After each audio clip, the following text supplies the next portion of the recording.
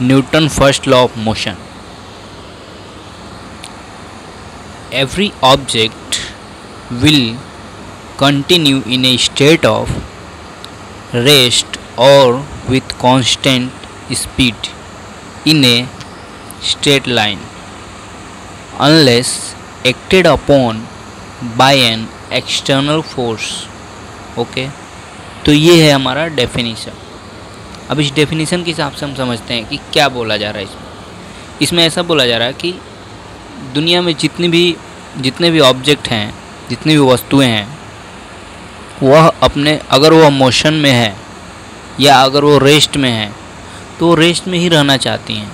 अगर वह मोशन में है तो वो मोशन में ही रहना चाहते हैं। जैसे अगर एक गाड़ी अगर चल रही है तो वह रुकना नहीं चाहती है जब तक उस पर कोई बाहरी फोर्स ना लगे, वो चलते रहेगी। उसी तरह से अगर कोई बॉडी रेस्ट में है, फॉर एग्जांपल हम जैसे एक बस ले लेते हैं। मान लीजिए एक बस रुकी हुई है तो वह उस बस के ऊपर जब तक कोई फोर्स नहीं लगेगा, एक्सटर्नल फोर्स जब तक कोई भी नहीं लगेगा, तब तक वह बस वहाँ से मूव नहीं होगी, यानी वह रेस्ट अवस्था में ही रहना चाहेगी। तो इसको हम इनर्शिया ऑफ रेस्ट भी कहते हैं। इनर्शिया ऑफ रेस्ट का मतलब ये है, कोई भी वस्तु अगर अपने रेस्ट की अवस्था में रहना चाहे तो उसे हम इनर्शिया ऑफ रेस्ट कहते हैं। वह इनर्शिया ऑफ रेस्ट के कारण ऐसा होता है कि कोई भी वस्तु रेस्ट अवस्था में रहना चाहती है। ठीक है, जैसा हमने एग्जाम्पल दे करके आपको बस में समझाया। बस कोई भी वस्तु हो, जैसे मान लीजिए कोई भी बड़ा सा बॉल है, वो भी मूव नहीं करेगा जब तक हम उस पर फोर्स नहीं लगाते हैं। ठीक है, अब आ जाते हैं इनर्शिया मोशन। ये जो दोनों वर्ड हैं ये न्यूटन फर्स्ट लॉ मोशन से ही अराइव होते हैं। ठीक है, तो इनर्शिया मोशन क्या है?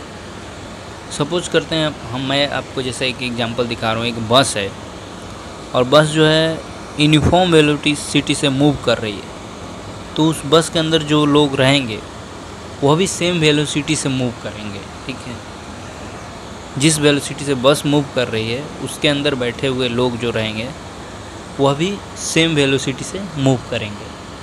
ऐसा क्यों होता है? ऐसा इनर्शिया मोशन के कारण होता है। मतलब कोई भी वस्तु अगर मोशन की अवस्था में है, अगर वह गतिशील अवस्था में है, तो वह गतिशील अवस्था में ही रहना चाहती है जब तक कि उस पर कोई फोर्स लगा कर उसको रोका ना जाए।